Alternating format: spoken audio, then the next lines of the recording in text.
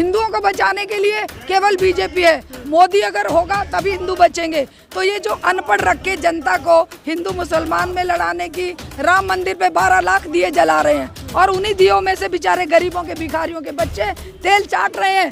इससे शर्मनाक बात और क्या हो सकती है कि महिलाओं को केवल 3 काम दे दिए हैं, पति और बच्चों की सेवा, मंदिर में घंटी बजाना, नवरात्रों के व्रत रखना और बचे हुए टाइम में सास बहू के सीरियल देखना। इसके अलावा महिलाओं की मुक्ति का और कोई रास्ता नहीं है। समाज को पूरे को इन्होंने इस तरह से गुमराह करके नवरात्रों में फ्री ट्रेन कर रहे हैं, टैक्स फ्री कर रहे हैं, कश्मीर वो फाइल्स और पता नहीं किस किस तरह के ड्रामे ये हमारी। नमस्कार, बहुजन टीवी देख रहे हैं आप और मैं हूं आपके साथ पूजा। इस वक्त हम मौजूद हैं जंतर मंतर पर, जहां से इलेक्ट्रिसिटी अमेंडमेंट बिल 2021 को लेकर लोग प्रदर्शन कर रहे हैं। ये प्रदर्शन देश भर में लगातार जारी है। जब पिछली बार शीतकालीन सत्र में सरकार इसको सदन में प्रस्तुत करने जा रही थी, तब भी लोगों ने सड़कों पर आकर इसका विरोध किया था। गैर बीजेपी शासित प्रदेशों में भी लगातार इसका विरोध होता रहा है और अभी हाल ही में मुख्यमंत्री बने पंजाब के भगवंत मान भी इसे राज्यों के अधिकारों पर दावा बता चुके हैं केंद्र सरकार का। तो इस प्राइवेटाइजेशन के तरफ जो लगातार लोग प्रोटेस्ट कर रहे हैं, उसी में एक कड़ी जो है वो इसकी भी है कि बिजली विभाग को, यानी कि बिजली की जो सेवाएं लोगों को दी जाती हैं, उसको भी अब चुपके से प्राइवेटाइज करने की कोशिश है सरकार की। तो इस वक्त हमारे साथ शारदा दीक्षित जी हैं, जो लगातार इन मुद्दों पर लोगों को लेकर ज़मीन पर रहती हैं और सरकार को घेरती रहती हैं।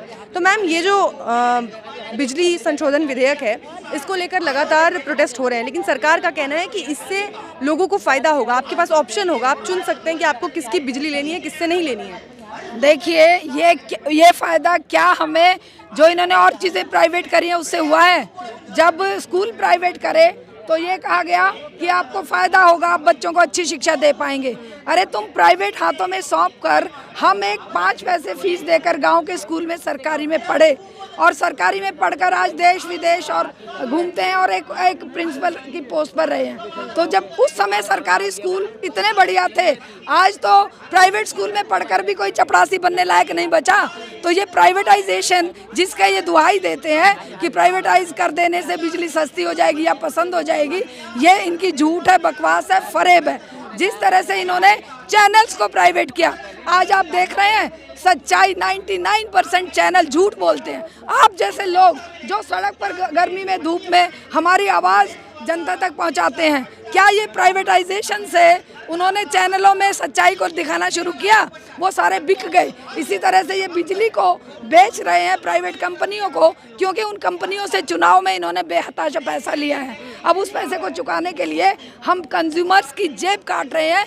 जिस किसान बिल में जिस 4 मांगों में चौथी मांग थी ये बिल वापस लो, लेकिन उनको धोखे से आंदोलन ख़त्म करने के बाद आज ये उसी कानून को हमारी जेब काटने के लिए वापस ला रहे हैं, जिसका विरोध हम सड़कों पर all India electricity consumer association वाले कर रहे हैं। लेकिन मैम, सरकार का तो ये कहना ना कि जैसे गैस की सब्सिडी सीधे आपके अकाउंट में आती थी, अब इलेक्ट्रिसिटी की भी सब्सिडी सीधे जो ग्राहक होंगे उनके अकाउंट में आएगी। हाँ, बिजली, ये जो गैस की सब्सिडी जो इन्होंने 1 या 2 महीने शायद दी थी, उसके बाद गायब हो गई।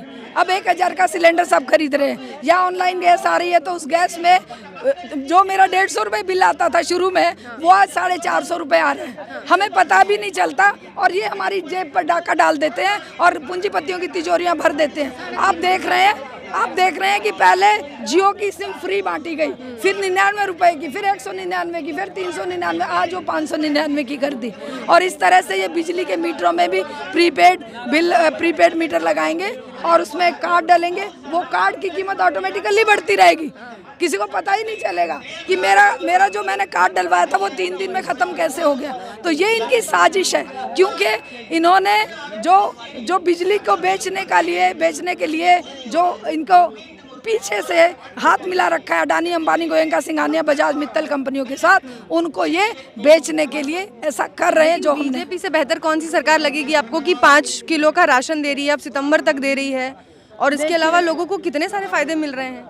आप बेटा, अगर मैं आपके घर में 5 किलो खाली गेहूं चावल पहुंचा दूं, उसे पकाने की गैस ना दूं, उसे पकाने के लिए 200 रुपये लीटर आपको सरसों का तेल खरीदना पड़े, उसे पकाने के लिए आपको और भी तो बहुत सारी चीज़ें चाहिए, वो आपके पास होंगी नहीं। आप गेहूं को कच्चा चबाएंगे क्या? और वो भी किसानों का उगाया हुआ गेहूं है, उसको आप कैसे कह सकते हैं कि ये बहुत बड़ा काम कर रहे हैं? वो तो किसानों का उगाया एफसीआई में सड़ रहा है, एफसीआई के गोदामों में वो अनाज सड़ रहा है, जिसे शराब माफिया को ये उठवाने के भी पैसे देते हैं। उसी अनाज को ये बांट के और वोट बटोरने के लिए दुहाई देते हैं, हमने अनाज दे दिया, अनाज दे दिया, अनाज तुम्हारे बाप ने उगाया अनाज। लेकिन मैम इतने समय से आप लोग प्रोटेस्ट कर रहे हैं, सड़कों पर हैं, और उसके बाद भी जीत के बीजेपी आ रही है सारे राज्यों में। देखिए ये तो बहुत सारे फैक्टर हैं, ईवीएम उसमें सबसे बड़ा फैक्टर है।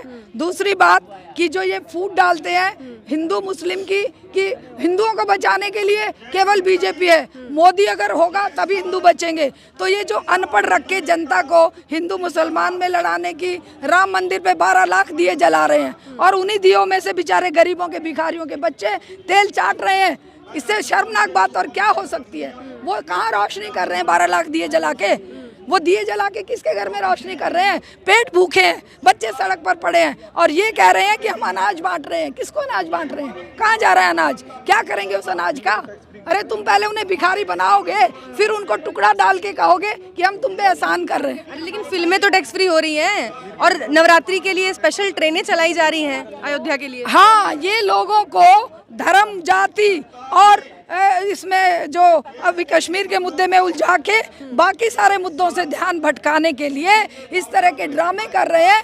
आज मैं अभी अपने साथ में बस भर के, जब हमारे साथ कंज्यूमर बहनें आ रही थी, मैं उनको यही कह रही थी कि महिलाओं को केवल 3 काम दे दिए हैं: पति और बच्चों की सेवा, मंदिर में घंटी बजाना, नवरात्रों के व्रत रखना और बचे हुए टाइम में सास बहू के सीरियल देखना।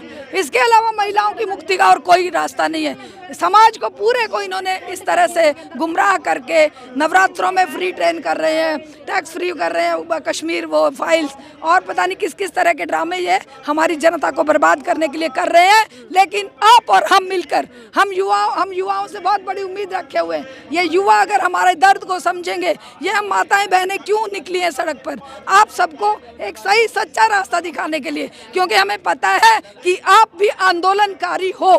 आप उन ऐसी कमरों में बैठने वाले रिपोर्टर नहीं हो, वो जो जी न्यूज़ और फलाना न्यूज़ और ठिकाना न्यूज़ जो गंद और बकवास फैलते हैं पूरे दिन।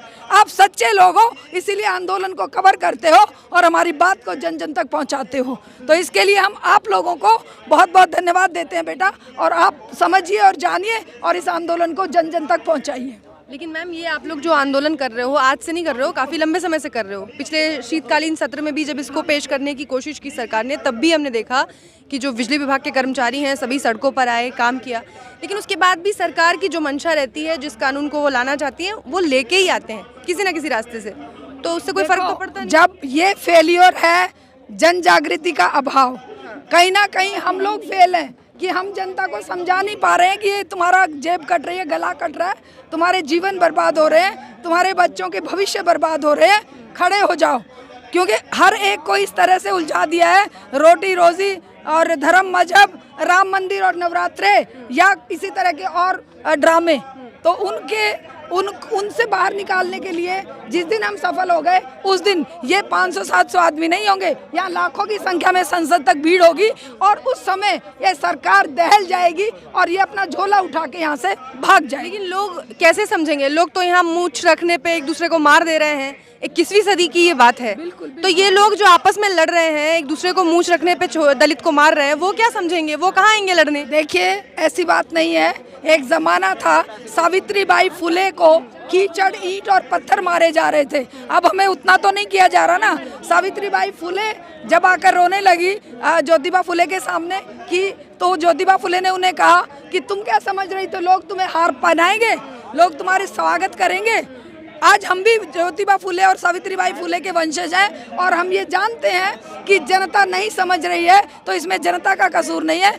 तो सावित्रीबाई फुले ने कहा था कि मुझे इस बात का दुख नहीं है कि मुझे पत्थर मार रहे हैं, कीचड़ मार रहे हैं, गोबर मार रहे हैं, मुझे इस बात का दुख है कि इनका क्या होगा, इनकी आने वाली पीढ़ियों का, बच्चियों का क्या होगा, ये क्यों नहीं समझ रहे हैं। वो दुख में रो रही थी। आज हम भी इस दुख में यहाँ अपना पसीना बहा रहे हैं। लेकिन 250 साल तक स्वाधीनता आंदोलन चला, सदियों तक चलती है लड़ाई बेटा, और उस लड़ाई में विजय सच्चाई की जरूर होती है। फायदा क्या हुआ? ज्योतिबा फुले की संतानों को आज भी लोग मार रहे हैं, देखिए आज भी उन्हें अधिकार नहीं मिल रहे। देखिए ये लड़ाई इन गोरे अंग्रेजों से, सत्ता काले अंग्रेजों के हाथ में आ गई और इन्होंने वो जो नव जागरण का पीरियड था, उसके जो अचीवमेंट थे उनको मिट्टी में मिला दिया।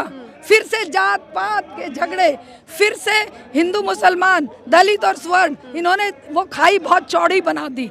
लेकिन उस खाई को पाटने का काम आपकी और हमारी जिम्मेदारी है, तो हम लोग इसके लिए लड़ेंगे। दलितों और जात पात के लिए भी बीजेपी जिम्मेदार है। देखिए, इसके लिए पूरा समाज जिम्मेदार है और बीजेपी सर्वोपरि है इस मामले में, क्योंकि जब वो कहते हैं कि हिंदू एक हो जाओ, तो वो ये नहीं कहते कि दलितों एक हो जाओ, वो ये नहीं कहते कि दलित हमारा हिस्सा है, वो कहते हैं कि हिंदू एक हो जाओ। हिंदुओं से उनका मतलब है कि ऊंची जात के लोग और पैसे वाले लोग, और उस एकता को हम बिल्कुल कायम नहीं होने देंगे। हमारी एकता, क्योंकि 135 करोड़ में से वो गिनती के हैं। नहीं, लेकिन वोट लेने के लिए तो जाते हैं दलितों के घर खाना खाने, ड्रामा करते हैं। तो ये ड्रामा तो दलितों को भी समझना पड़ेगा ना, क्योंकि दलितों के हाथ से किताब छीन के शराब की बोतल अगर पकड़ा रहे हैं तो उसको जो है हमें समझाना पड़ेगा। दलित बच्चों के हाथ में मतलब किताब तो छीन ली, सरकारी स्कूलों का तो बदहाली है, और उनको शराब घर घर पहुंचा रहे हैं।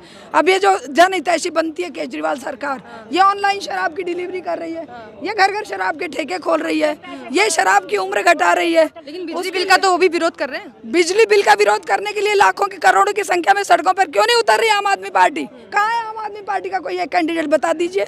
नहीं आएंगे वो, क्योंकि उनको भी इस बात का पता है कि बीजेपी का विरोध करा तो तुम्हारी सत्ता हिल जाएगी। इसलिए सत्ता के चिपके रहने वाले लोग आंदोलनकारी कभी नहीं हो सकते। वो सत्ता में जाने के लिए तो आंदोलन करेंगे, लेकिन सत्ता में गरीब, मजदूर, किसान, महिला, दलित की आवाज़ को आगे नहीं बढ़ने देंगे। बहुत शुक्रिया मैम।